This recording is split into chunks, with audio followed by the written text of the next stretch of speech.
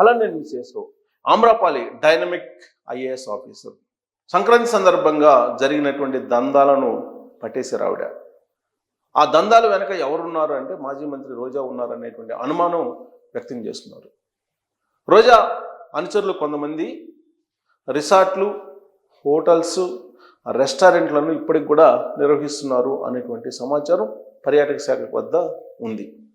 అయితే సంక్రాంతి సందర్భంగా ఈ రిసార్ట్లు, హోటళ్ళు, రెస్టారెంట్లను ముందుగానే బుక్ చేసుకునేటువంటి వెసులుబాటు పర్యాటక శాఖ కల్పించింది. ఆన్లైన్లో ఎవరైనా రూమ్స్ బుక్ చేసుకోవచ్చు. హరిత హోటల్స్ చాలా ఉన్నాయి పర్యాటక శాఖ పరిధిలో. ఇవి కాకుండా రెస్టారెంట్లు ఉన్నాయి, హోటల్స్ ఉన్నాయి.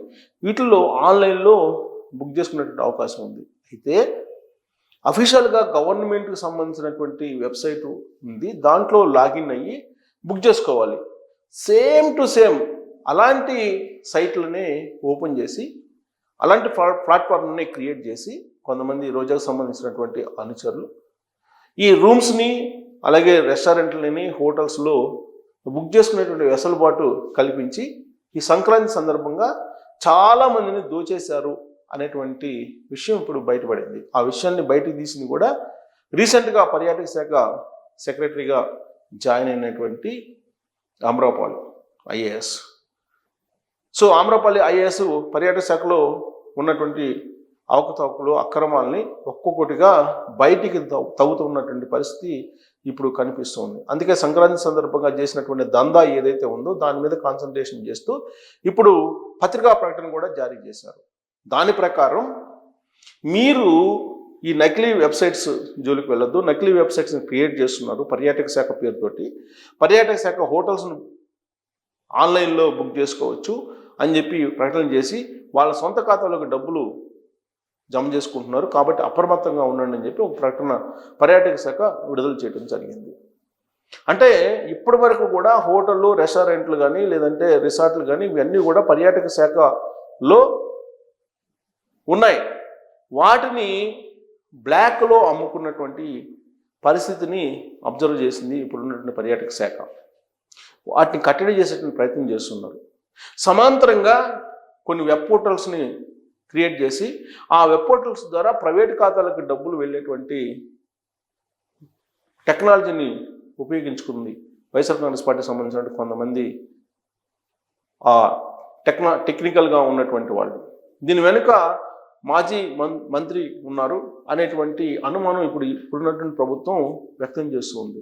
అందుకే అలర్ట్ చేసింది అందరినీ, మీరెవరు కూడా అఫీషియల్ సైట్లో మాత్రమే మీరు రూములు బుక్ చేసుకోండి. అందుకే అఫీషియల్ వెబ్సైట్ యొక్క లింక్ కూడా ఇప్పుడు అడ్వర్టైజ్మెంట్ రూపంలో ప్రచారం కూడా చేస్తూ ఉన్నారు.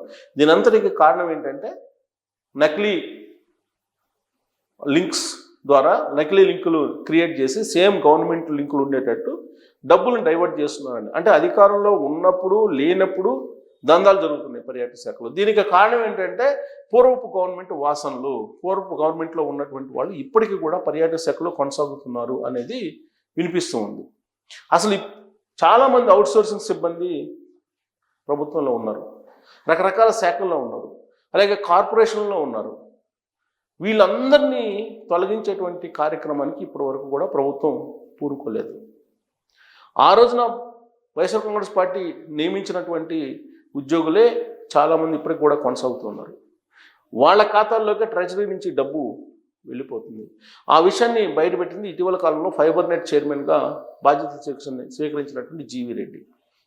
ఆ ఫైబర్ నెట్లోనే కొన్ని వందల మందిని అవసరం లేకపోయినప్పటికీ కూడా నియమించుకున్నారు అవుట్సోర్సింగ్ రూపంలో. దాదాపు 1100 మందిని నియమించుకున్నారు. అక్కడ వాస్తవంగా 40 మంది అవసరం, 1100 మందిని నియమించుకున్నారు. కొన్ని కోట్ల రూపాయలు, 40 కోట్ల నుంచి 50 కోట్ల రూపాయలు జీతాల రూపంలోనే వాళ్ళకి ఇచ్చారు. వాళ్ళు ఎవరైనా ఆఫీస్కి వచ్చారని అంటే ఆఫీస్కి కూడా వచ్చేటువంటి పరిస్థితి లేదు. వైఎస్ఆర్ కాంగ్రెస్ పార్టీ కార్యకర్తలకి అకౌంట్లో డబ్బులు వేసేవాళ్ళు అనేది ఇప్పుడు ఇన్వెస్టిగేషన్లో ఇప్పుడు ప్రభుత్వం అనుమానిస్తుంది. ప్రధానంగా అవుట్సోర్సింగ్ ఉద్యోగస్తుల్ని నియామకం చేసుకొని వాళ్ళ కార్యకర్తలకి ప్రతి నెల జీతం రూపంలో ఇచ్చినటువంటి శాఖల్లో ఏవైనా ఉన్నాయని అంటే అది మైనింగ్, ఆ తర్వాత మైనింగ్తో పాటు లిక్కర్, ఎక్సైజ్ శాఖ, ఎక్సైజ్ శాఖ, దాంతోపాటు పర్యాటక శాఖ. ఈ 3 శాఖల నుంచి అవుట్సోర్సింగ్ సిబ్బందిని వైఎస్ఆర్ కాంగ్రెస్ పార్టీ కార్యకర్తలను నియమించుకొని అవుట్సోర్సింగ్ సిబ్బంది రూపంలో వాళ్ళకి లక్షల జీతాలు ఇచ్చారు. అది ఇప్పటికి కూడా ఆ దందా కొనసాగుతుంది అనేది జీవీ రెడ్డి ఇటీవల కాలంలో చెప్పినటువంటి మాట. ఆయన కార్పొరేషన్ బాధ్యతలు స్వీకరించిన తర్వాత ఇమీడియట్గా కొంతమంది ఎంప్లాయీస్ని తొలగించారు. కానీ ఇప్పటి వరకు కార్పొరేషన్ చైర్మన్లుగా బాధ్యతలు స్వీకరించినటువంటి అనేక మంది గతంలో పనిచేసినటువంటి ఎంప్లాయీస్ని కొనసాగిస్తూ ఉన్నారు. బహుశా అది అవగాహన లేనిదనమా, లేదా అవగాహన ఉన్నప్పటికీ కూడా వాళ్ళతోటి కులీడయ్యారా అనేటువంటి చర్చ కూడా ఇప్పుడు ప్రభుత్వంలో జరుగుతోంది. కొంతమంది ఉద్యోగులే గత ప్రభుత్వ వాసనలతోటి ఇప్పటికి కూడా పనిచేస్తూ ఉన్నారు అనేది కూడా సర్వత్రా వినిపిస్తున్నటువంటి అంశం.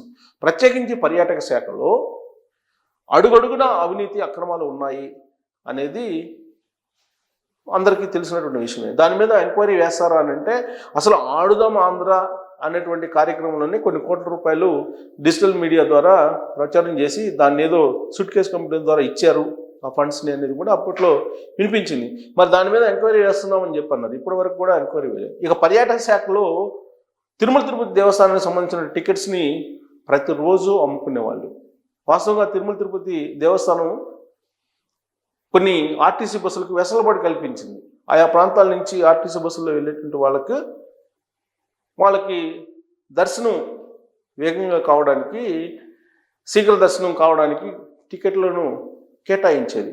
ఆ కేటాయించినటువంటి టికెట్లను బ్లాక్లో అమ్ముకున్నారు, బహిరంగంగా బ్లాక్లో అమ్ముకున్నారు. ప్రతిరోజు లక్షలాది రూపాయలు బ్లాక్లో టికెట్లు అమ్ముకొని వసూలు చేశారు అప్పట్లో ఉన్నటువంటి పర్యాటక శాఖ సిబ్బంది, లేదంటే కొంతమంది సిబ్బందితో కలిసి ఆ శాఖకు సంబంధించినటువంటి పెద్దలు అనేది సర్వత్రా వినిపించింది. దాని మీద ఎంక్వైరీ చేస్తామని చెప్పి అన్నారు.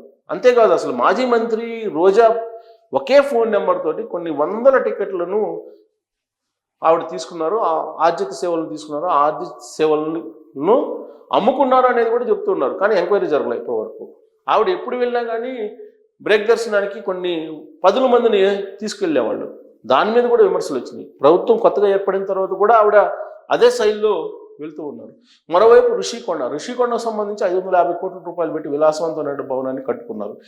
దాన్ని ఏం చేయాలో ఇప్పుడు ఉన్నటువంటి ప్రభుత్వానికి స్పష్టత రాలేదు ఇప్పటి వరకు కూడా. దాని మీద ఇంకా అధ్యయనం జరుగుతుంది. ఆమ్రపాలి అదే ఎపిసోడ్ మీద ఆవిడ ఎక్సర్సైజ్ చేస్తున్నారు.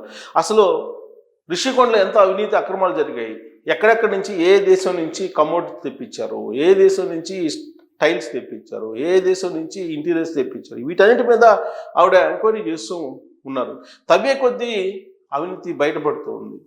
ఈ లోపుగానే సంక్రాంతి సందర్భంగా మళ్ళీ ఇప్పుడు దందాన్ని కొనసాగిస్తూ ఉన్నారు. ప్రభుత్వం మారిన తర్వాత కూడా. ప్రభుత్వం మారకముందు అంటే అప్పుడు 2019 నుంచి 2024 జగన్మోహన్ రెడ్డి గారు ఉన్నారు కాబట్టి అప్పట్లో ఏదో జరిగింది, అవకతవకలు, అవినీతి, వాటిని బయటపెట్టే ప్రయత్నం చేస్తున్నాం అని చెప్పి చెప్పుకోవచ్చు. బట్ ఇప్పుడున్నటువంటి ప్రభుత్వం మారిన తర్వాత కూడా సంక్రాంతి సందర్భంగా పెద్ద ఎత్తున దందా ఎవరు చేశారని అంటే మాజీ మంత్రి రోజా అనుచరులు కొంతమంది కలిసి చేశారనేటువంటి అనుమానం ఇప్పుడు కలుగుతోంది పర్యాటక శాఖకు.